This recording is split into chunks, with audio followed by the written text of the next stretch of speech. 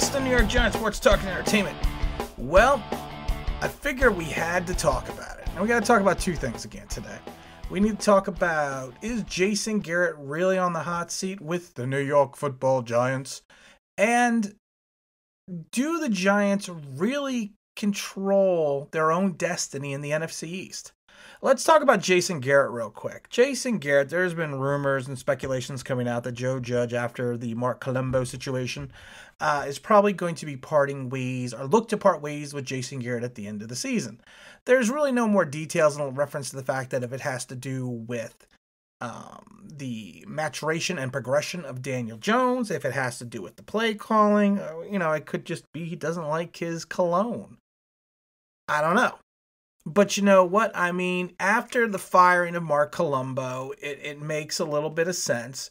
The only situation is you could never fire Jason Garrett midseason because even the offensive assistant, I can't remember the guy's name off the top of my head, he was Jason Garrett's offensive assistant in Dallas for 3 years.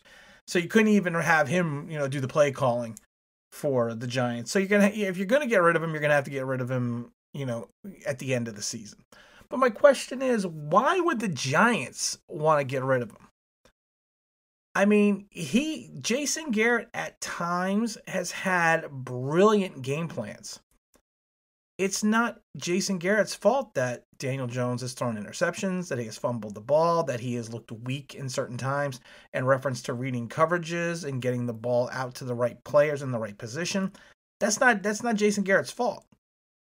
You put in there have been times where this offense has executed perfectly, and this offense looks like a juggernaut that they will hold on the ball for 7, 8, 9 minutes, and there have been times that you were just like, wow, that is a really good play, that was a really good call.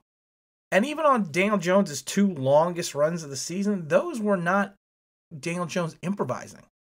Those were designed runs for Daniel Jones. They weren't even zone reads.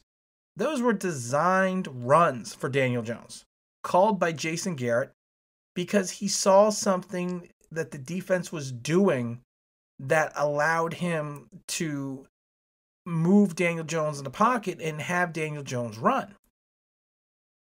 I mean, like I said, a lot of people aren't a fan of Jason Garrett. I said Jason Garrett was going to be one and done. Beginning of the season, but I thought he was going to be one and done for other reasons. I thought he was going to be one and done because of the fact that he's going to, go after another head coaching position, and I said I never thought it would be, strictly in the NFL. He could potentially go to college. I think Jason Garrett would be a great college coach.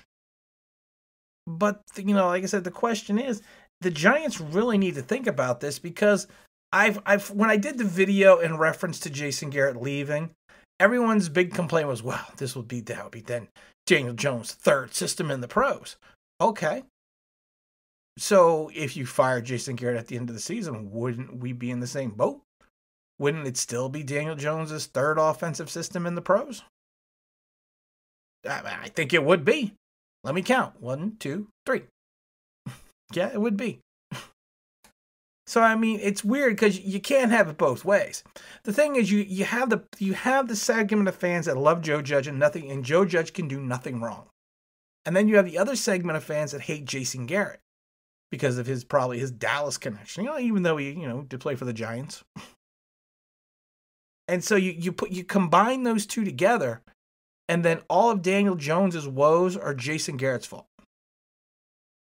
And they just want to get rid of him. They do not look at the issues that this team had on the offensive line, losing their starting running back, losing Sterling Shepard for extended periods of time, Evan Ingram having a bad season. Nope, it's the offensive coordinator's fault. But it's not. Like I said, there have been times that Jason Garrett has called a brilliant game. And there's always, and that's the problem with this offense, there's always like 1 or 2 plays that just screws everything up. And then people were like, well, early in the season, people were like, why doesn't Jason Garrett open up the playbook? Because he tried to open up the playbook, and the team failed miserably. He was waiting till they reached the correct moment in time to let his offense loose. And I think that's what we need to think about. So you can dislike Jason Garrett for a lot of things, but you cannot put all the blame of the offensive failures on Jason Garrett. I mean, that's just plain and simple. Now, the other big question is, we did a video yesterday, is do the Giants control their own destiny in the NFC East? In a lot of ways, yeah. I mean, right now, I know it's only one win, but we have the only winning record against divisional opponents. Our schedule has some good gimme games.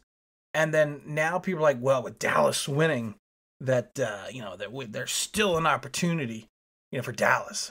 Okay, first of all, yeah, if you're a Dallas Cowboy fan, you're hanging your hopes on the Red Rifle. You're hanging your hat on Andy Dalton, and you're hanging your hat on a team that just gave up 28 points to Minnesota, and Minnesota's got a bad defense, and you're lucky to score. You were lucky to beat them by what, 4?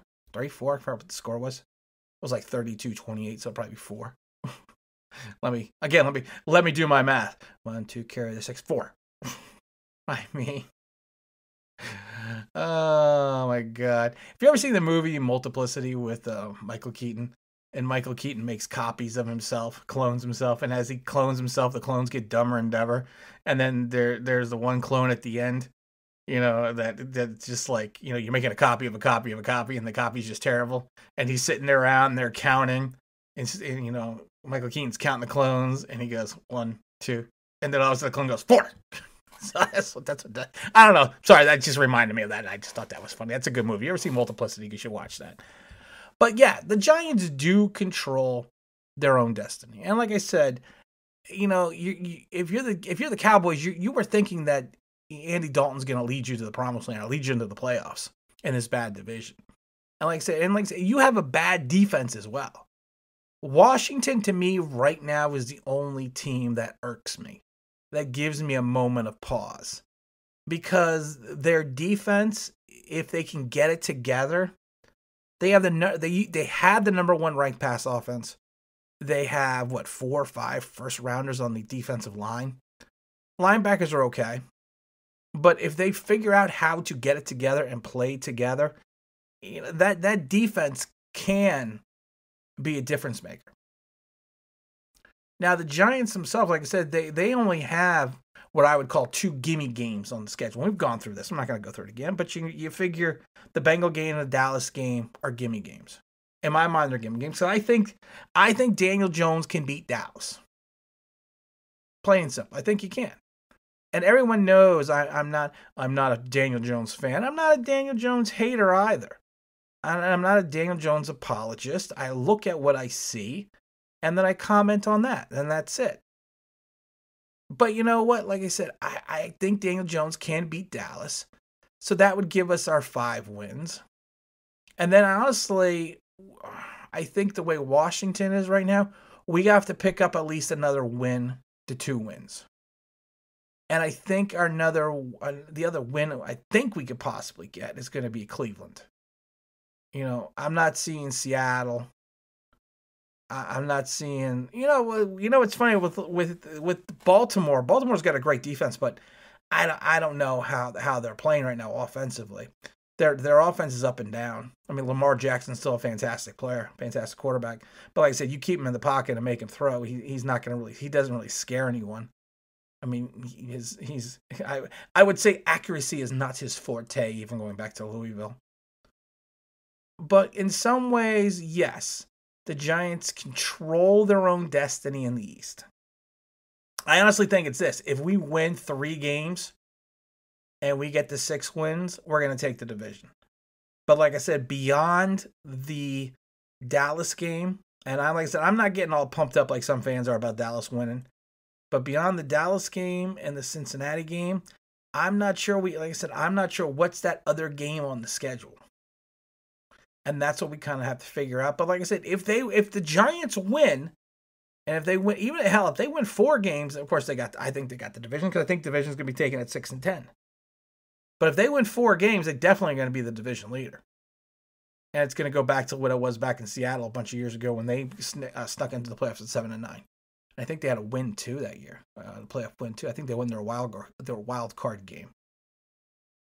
So I think that's what we need to focus on, and that's what we need to see. But like I said, we need to take this one game at a time, one step at a time, and just go from there. And again, this is Tim with Online Big Blue, bringing you the best in New York Giants sports talk and entertainment. And as always, if you could like, if you could subscribe, if you could ring that bell, you know what? I do know you know what it means. It would be awesome.